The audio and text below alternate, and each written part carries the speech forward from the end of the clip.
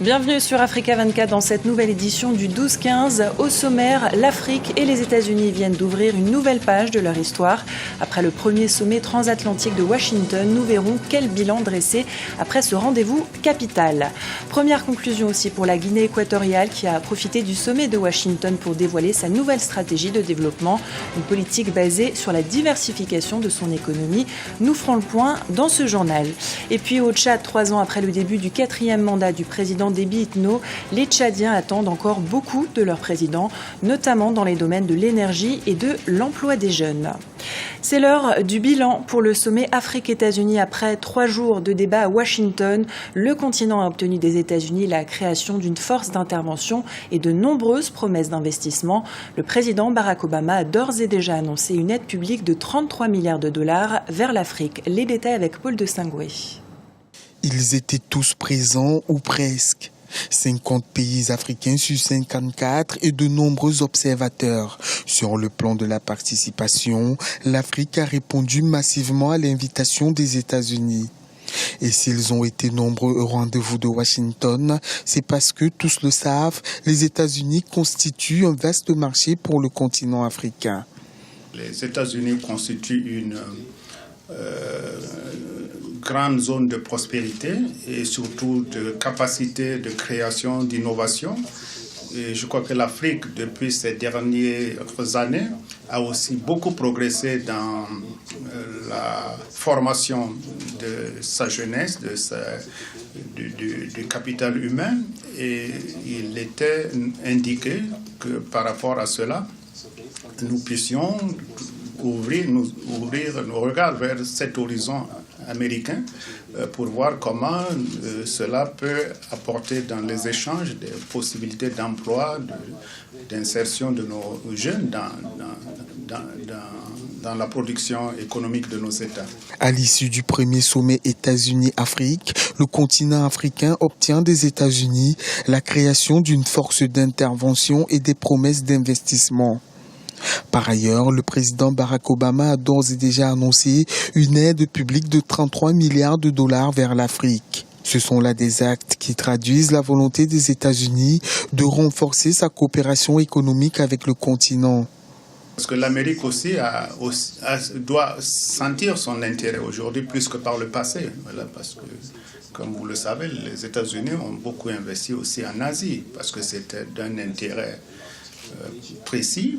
Aujourd'hui, nous pensons que les États-Unis comprennent qu'avec la Chine qui se déploie, avec d'autres BRICS et autres qui bougent, il est certain que l'Afrique devient aussi intéressante pour les États-Unis. Donc c'est une rencontre de deux intérêts, je crois, et cela fait que nous pensons qu'il n'y a pas rien n'est tard, il vaut mieux toujours prospecter. En renforçant sa coopération avec l'Afrique, le président Barack Obama espère rattraper le retard des États-Unis dans ses relations géopolitiques et économiques avec l'Afrique. Et à Washington, la Guinée équatoriale a émis sa volonté de diversifier son économie. Un appel a été lancé à destination des investisseurs du secteur privé. Le ministre délégué des Finances et du Budget équato-guinéen Eucario Angué Oyana milite pour un partenariat concret avec les États-Unis. Florencia Saint-Poré. La Guinée équatoriale veut diversifier son économie. Les 5 et 6 août dernier, la Guinée équatoriale a réaffirmé lors du sommet USA-Afrique à Washington sa détermination à attirer davantage d'investisseurs dans le secteur privé pour optimiser le développement économique du pays. Dans notre phase actuelle, nous avons besoin de beaucoup plus d'investissements privés. Et nous savons que les États-Unis ont de vraies ressources pour investir dans le secteur privé. En ce sens, nous voulons nouer des liens pour différentes raisons économiques.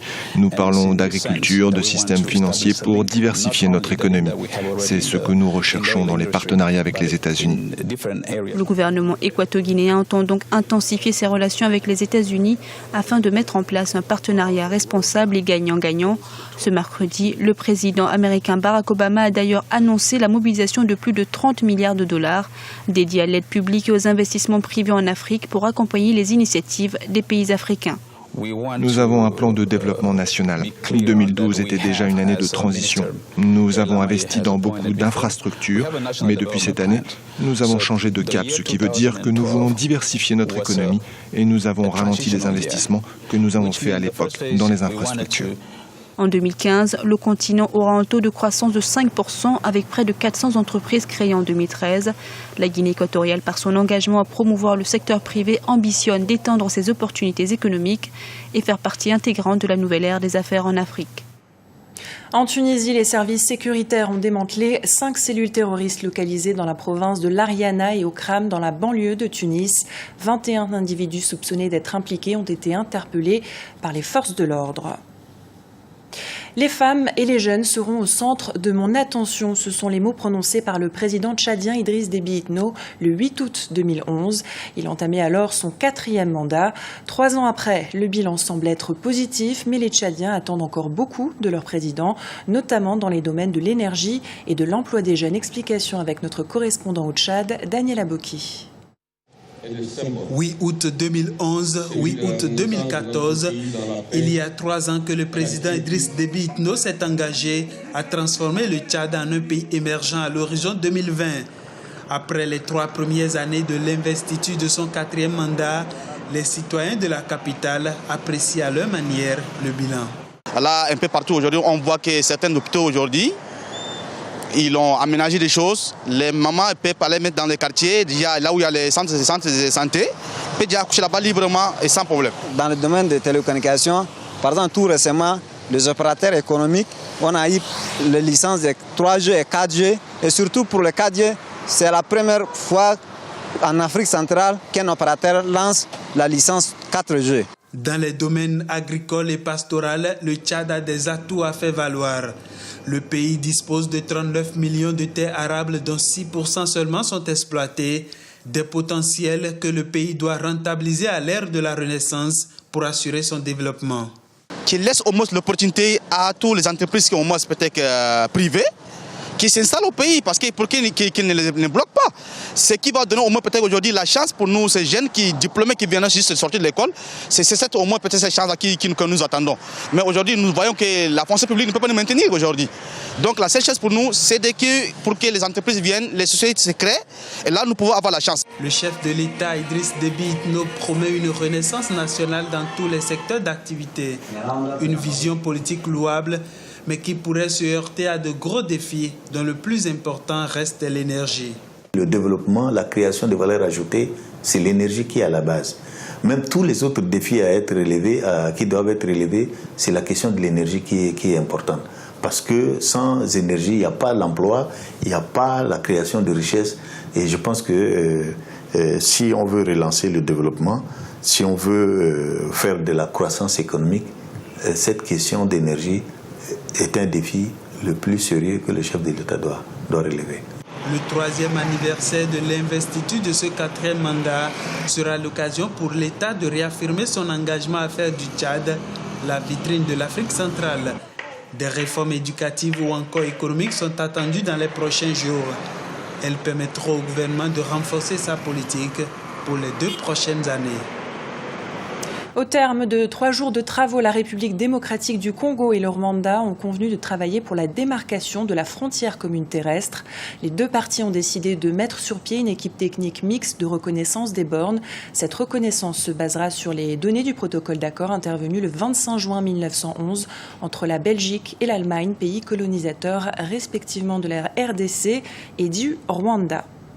Au Soudan, les fortes pluies recensées ces derniers jours ont de lourdes conséquences sur la vie des habitants.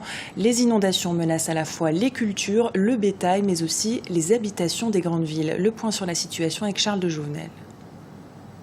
Au Soudan, les fortes pluies ont des conséquences tragiques. Dernièrement, les inondations qu'elles ont provoquées ont causé d'importants dégâts dans de nombreuses régions du pays, notamment dans la capitale, Khartoum. Des inondations qui ont fait au moins 39 victimes et balayé les cultures et le bétail. De nombreuses familles ont dû être déplacées pour faire face à l'ampleur de la catastrophe naturelle. Les gens ont besoin d'aide, de biens de première nécessité, de couverture et ainsi de suite, car il y a des maisons qui ont été complètement détruites et dont il ne reste plus rien. Mon voisin a tout perdu et il y a des enfants. Le gouvernement devrait se pencher sur cette question.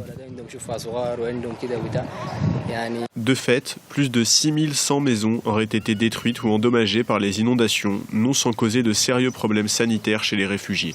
Ainsi, les familles sans abri ont du mal à accéder à des services de relogement ou plus basiquement à des centres de santé ou à l'eau potable. Le gouvernement soudanais n'a pas tardé à réagir par la voix du chef des services d'urgence de Khartoum lors d'une réunion d'urgence tenue le 5 août.